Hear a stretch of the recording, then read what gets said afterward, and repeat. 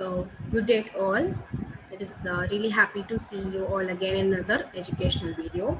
So, in another previous video, we came across one important indices, which was oral hygiene index simplified.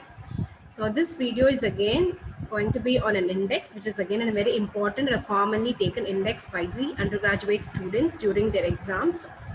So this video is again done by the Department of Public Health Dentistry, Tagore Dental College and Hospital. And so today we're going to see DMFT, that is Decayed Missing Filled Teeth Index, and DMFS, which is Decayed Missing Filled Surface Index. So these two indices have been the most common ones which have been used in the community level to assess the caries experience among the population. So, and this is also being given an importance of evaluation for your final exam practicals. So this video is going to take you about the different criteria which you will be using to understand this DMFT and DMFS index, and how will you score them, and how each criteria is seen clinically. So with clinical pictures, you will be explained as how to record each teeth. So let us now move on to this video. This video is going to be on DMFT and DMFS index. This is an educational video done by the Department of Public Health Dentistry, Tagore Dental College and Hospital. So the DMFT, or the Decayed Missing Fill Index, was first proposed by Henry T. Klein, Carol E. Palmer, Knudsen J.W. in the year 1938. So this index is based on the fact that the dental hard tissue are not self-healing. Established caries leaves a scar of some sort. The teeth examined remains decayed, or if treated, it is extracted or it is filled. So the DMFT index is therefore an irreversible index, meaning that it measures total lifetime caries experience. So the advantages of this index, it is very simple. It could be rapidly recorded, versatile, and it was a universally accepted index to measure the caries experience in an individual as well as in community. So how do we do it? So these are all the armamentarium which we would require: a mouth mirror, plain mouth mirror, an explorer, and this is like is a WHO probe which has been included in the armamentarium in the recent modifications of the DMFT index.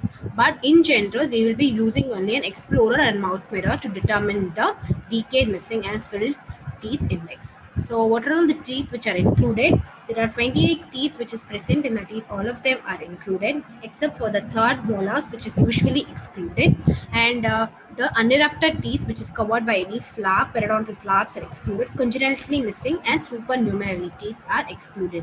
One more thing, important thing to notice over here is this DMFT and DMFS, both the indices are used only for a permanent dentition and not for the primary dentition. So the rules which we need to follow is each tooth is being counted only once. Either they are given the decay, missing or filled, or none of the three is being filled. So each teeth with the recurrent decay is sent as decay, and the tooth which is missing due to caries is only considered as missing, and tooth with several restoration, even if it is going to be present on the occlusal, buccal and lingual region, it is considered as only one single restoration, and deciduous teeth are not at all considered, and the tooth present if only the crown is destroyed and the root is present, then also that tooth is being considered. So to repeat, each tooth is counted only once, and they are either designated as decayed, missing or filled, and it is considered decayed even if it is going to be a secondary or recurrent caries, and missing only due to caries the teeth is being extracted, it is considered missing, and even if a particular teeth has got several restoration on its tooth surfaces, it's still considered as single restoration, and only permanent teeth are being recorded. No retained deciduous or deciduous teeth or supernumerary teeth are considered in this indices. So how do you record the decay? You will take the explorer and you will move them through the grooves and pit and fissures of the tooth. So the criteria for identification of decay is it should be clinically visible or obvious, like in this picture, or the explorer tip needs to penetrate into this lesion with soft yielding material, and there should also be a discoloration or translucency loss in the underlying enamel.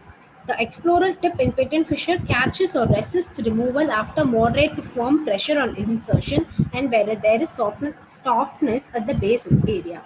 So these are all the clinical pictures which could be considered decay. This over here, as you can see, is a blackish or a brownish discoloration. So any obvious discoloration with an explorer once run through this fissures gives you some kind of resistance, then it is considered as decay. When you do not have any resistance but you still see an obvious discoloration, it is not considered as decay. So this is a clinical evidence cavitation which is seen due to dental caries. So this is considered as decay. These are all again obvious discolorations which is seen, and as you can see, when an explorer is run through these pits and fissures, there is a catch or a resistance seen. In such cases, these are again considered as decay. And here you can see that there is a restoration of GIC on the tooth surface. Despite that, at the margins there is disintegration of the restoration and there is a blackish discoloration, which are all nothing but the recurrent caries or the secondary caries. So these type of secondary caries are also considered as decay. And this picture over here shows a temporary restoration of a tooth which is being RC treated and a temporary filling is given. This again is considered as decay because it is not being permanently filled. So these are all certain clinical examples which you can consider for the decay marking. The next is missing. So the first picture over here shows a clinical picture of a grossly decayed or root stumps. So these kinds of root stumps, when they are prone for extraction, then they are considered as missing. And this is again a tooth which is being extracted long before and there is an edentulous space seen. This teeth, if extracted because of decay alone, is considered as missing. But whereas if it is being extracted for any orthodontic purposes or because of trauma or periodontal purposes, then it is not considered as missing in DMFT index. So the next is the filled. Filled can be any type of filling, that is tooth color filling or amalgam filling. They are considered as filled. Then again, this type of filling will be considered as filled only if this tooth is filled because of the dental caries. That is, it was affected by decay and the decay was removed and then it was filled by a tooth color or a silver filling. Also, presence of any crowns or prosthesis or FPDs is considered filled only if the tooth was replaced or the crown was fitted onto the tooth because it had undergone a root canal treatment due to a decay purpose. Similarly, even an implant is considered filling only if the tooth which was removed in that place was done because of a decay. So any type of filling is considered filling only if the tooth had undergone a decay process and the decay was removed and then it was filled. In such cases only, those tooth are considered as a filled teeth. Otherwise, they are not considered as filled. In case of any core buildup, which is done because of any aesthetic purposes or because of any trauma, the tooth has lost a considerable amount of tooth surface, hence it had undergone an RCT and a crown is placed, then it is not considered as filled. So how do you record it? Like I said, each tooth is taken, either they are marked as D, M or F, and based on that you will mark it over here, and finally all of them will be computed together to give us a DMFT score. But the limitations of this, though it looks simple, it does not relay the teeth at risk and it is invalid in case of older adults because the chances of periodontal loss of missing is more when compared to the decayed missing and can be misleading in children, and there is sometimes overestimation of caries experience and little use is given or importance is given for root caries. So the modifications this DMFT has seen is in 1987, where they have considered to include the third molars, and the temporary restorations were considered as D, and any chalky white spots, that is, as you can see in this clinical picture, these kinds of white spot lesions were considered as DK. And for people who are less than 30 years, missing was considered only if it is due to dental caries. And for people who are more than 30 years, missing for any other reason apart from caries like periodontal or any trauma was also considered as missing in according to 1987 modification. Then after a decade, another modification was done in 1997, where there was a change in instrumentation, where instead of the Explorer, WHO or CPIT probe was used to understand the caries presence on the tooth surface. And the next one is the DMFS. DMFS is decayed missing filled surface. So this again was proposed by the same authors, Henry T. Klein, Carol E. Palmer, Knudsen J.W. 1938. When the T index is employed to assess each individual surface of each T. It is determined as the DMFS. That is, when we count the surfaces instead of the T completely, it is going to be DMFS. The principles, rules, and criteria for DMFS are the same as that of DMFT.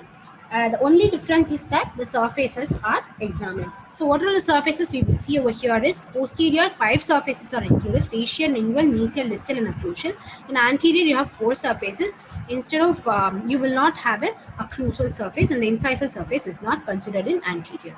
And the limitations is it takes more time, and it requires the use of radiographs since we are looking into mesial and distal or interproximal aspects, but it is more sensitive since we are recording more number of surfaces when compared to DMFT. So the total surfaces is be 128 if third molars are excluded. If third molars are included, it is 148 surfaces which is being recorded. So this is the recording format for DMFS. The upper portion shows the DMFS for the primary teeth, and the lower one shows the DMFS for the permanent tooth. As you can see that each surface is given a color code. The DK is given a color code of black, missing is given a color code of red, and filled is given a color code of blue. And based on the type of surfaces, they are being colored. In case of an RCT crown, you have used recording DMFS, you will be coloring the entire surface into blue. That is including the occlusal, the mesial, distal, and everything will be covered. If there is only a buccal pit which is being restored, then you will color only the buccal pit area has blue if it is filled, or if it is only a DK is present, then you will color only the buccal region as black. So based on which part of the surface is involved, you will color them according to the color coding. So this educational video is complete. It talks about the DMFT and DMFS index, which is the most commonly used indices for recording dental caries experience in an individual as well as in a community level. Thank you.